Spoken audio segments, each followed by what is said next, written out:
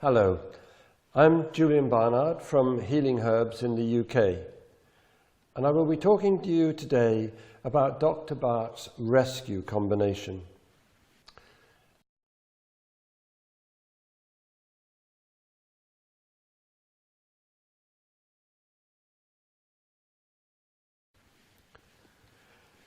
Saying the word rescue does not necessarily refer to a product name. It can also refer to some historical facts about Dr. Bach and the Bach flower remedies that he discovered. Dr. Bach first used the words rescue remedy in 1933 in his book, The 12 Healers and 4 Helpers. He used the words in the text for the rock rose remedy. You will know, I'm sure, that Dr. Bach discovered 38 individual remedies. The 12 healers between 1928 and 1932, the 7 helpers in the years 1933 to 1934, and the second 19 in 1935. The first descriptions for rock rose speak of great urgency, danger, intense fear. In 1934, he says, "This is the rescue remedy in cases of urgency and danger." By 1936, when he completed the 38 flower essences, he places rock rose as the first in the list of the essences, and writes very clearly, the rescue remedy, the remedy of emergency in accident or sudden illness. But significantly, he adds, other remedies in addition may be required, as for example, if there is unconsciousness, clematis, if there is torture, agrimony. The fact that he called rock rose the rescue remedy is not known to everyone, and there is a reason for that.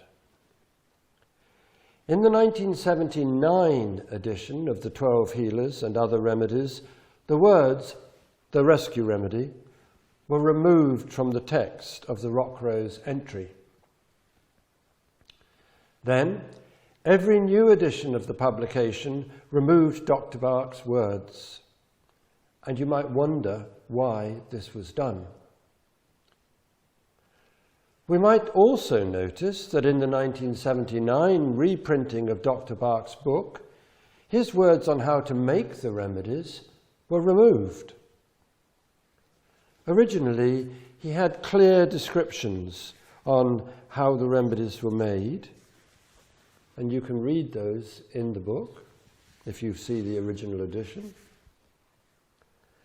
And there you can see the sun method and the boiling method with the list of the flowers used and even where to find the flowers.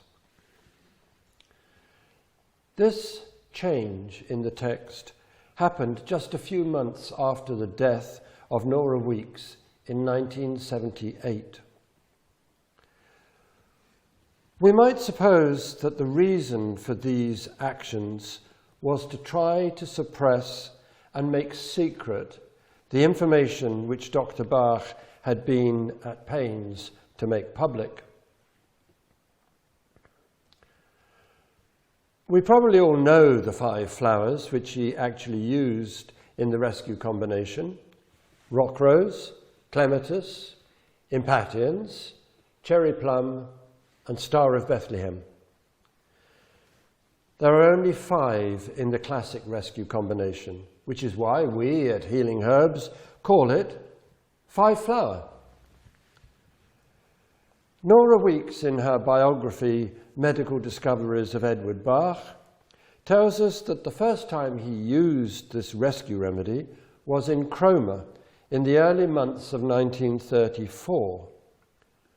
He gave it to a man who was rescued from the sea after 5 hours adrift in his boat in a gale. That was before he had discovered cherry plum and Star of Bethlehem, so it probably contained just the original 3. It's important to recognize that use of this early combination was flexible and adaptable. It was a situation remedy, by which I mean that anyone could take it and use it as the situation demanded. And there is no suggestion that it has to be made up by any one person or business. By publishing his ideas freely, Bach is saying that anyone can do this, and indeed, anyone can. To dwell on this subject a little, imagine that you have a set of Bach remedies to hand, but you have used up all the rescue combination, or should I say 5-flower. You could run to the pharmacist and buy a replacement bottle, or you could take out the 5-flower remedies from your set and make up your own.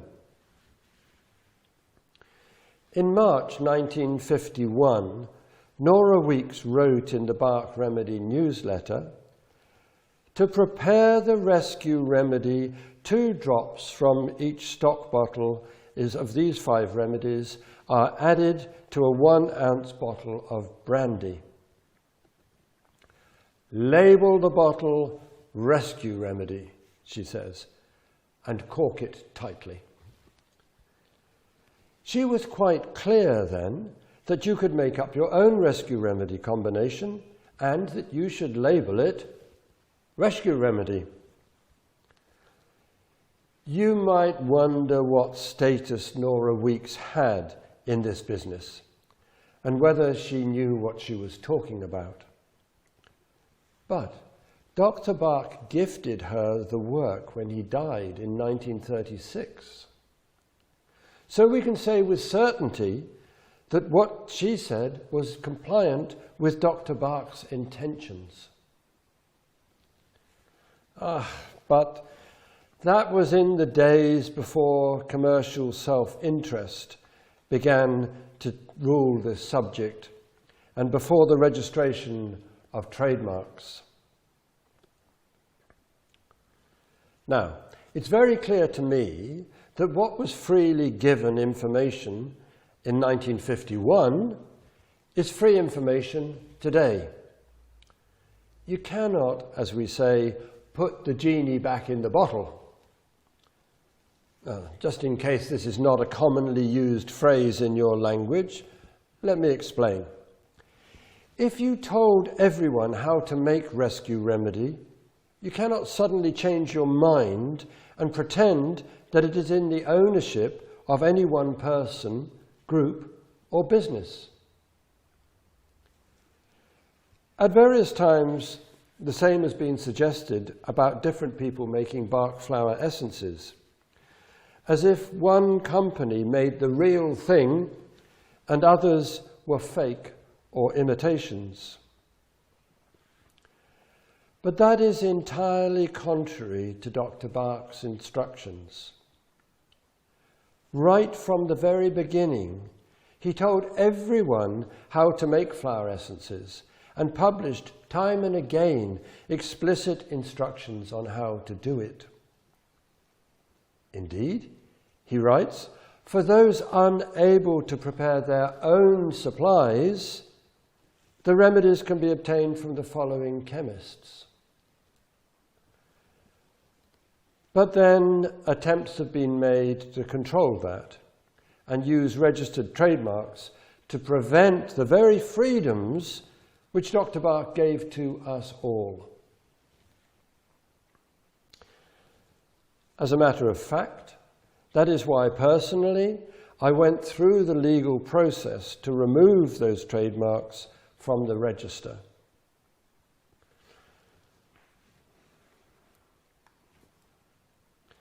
In every case with this legal process, we were successful in relation to the name Bach.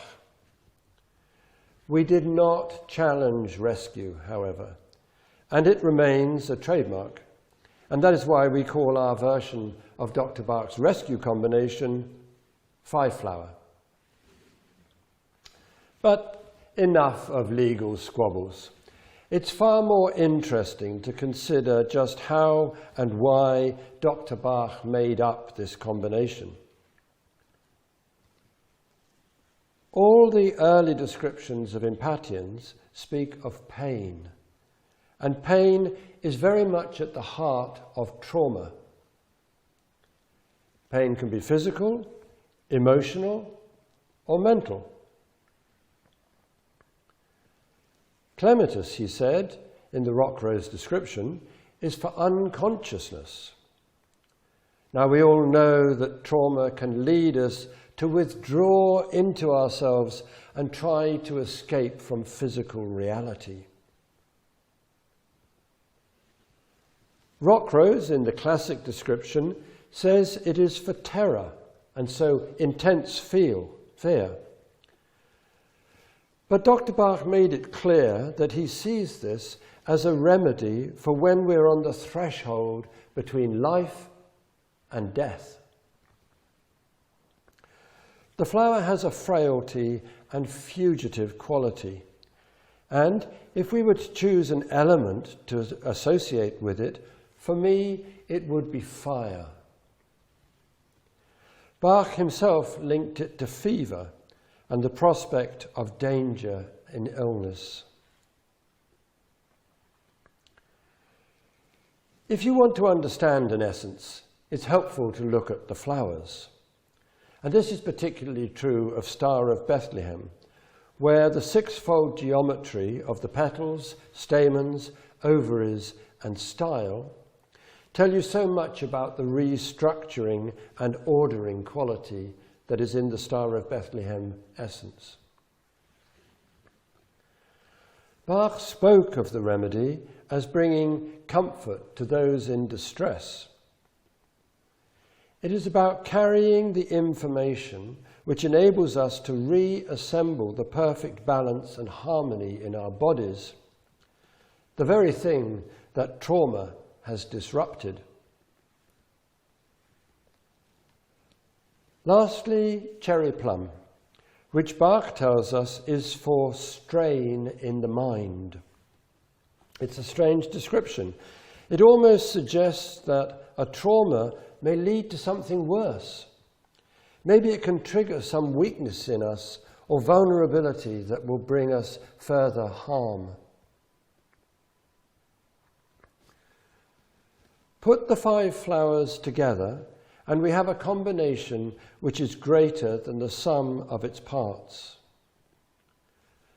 I'm always interested in the patterning that we find within the essences. Just look at one aspect, the geometry.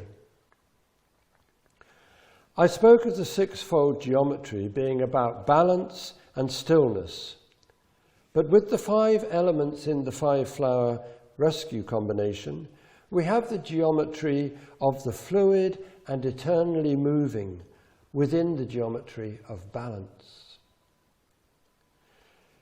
You may not find much interest in this business of numbering, but we can be sure that it was important to Edward Bach. When we work with flower essences, we are not taking alterative substances like medical drugs. The essences contain information, and we can choose to use this to bring change into our lives. With the five-flower rescue combination, it can be quite wonderful to see this happen. Often, it's most apparent when working with children. I remember once seeing a small child screaming in distress after being stung by a bee. Within moments of being given some essences, he was quiet, calm, and back to normal. Now, no doubt, all of you could tell similar stories, and it's wonderful to recount such events. But for me, my main concern today is to point again to the fact that Dr. Bach gave his discoveries to us all, without restraint, without control, and with only the wish that we might gain freedom. So thank you all.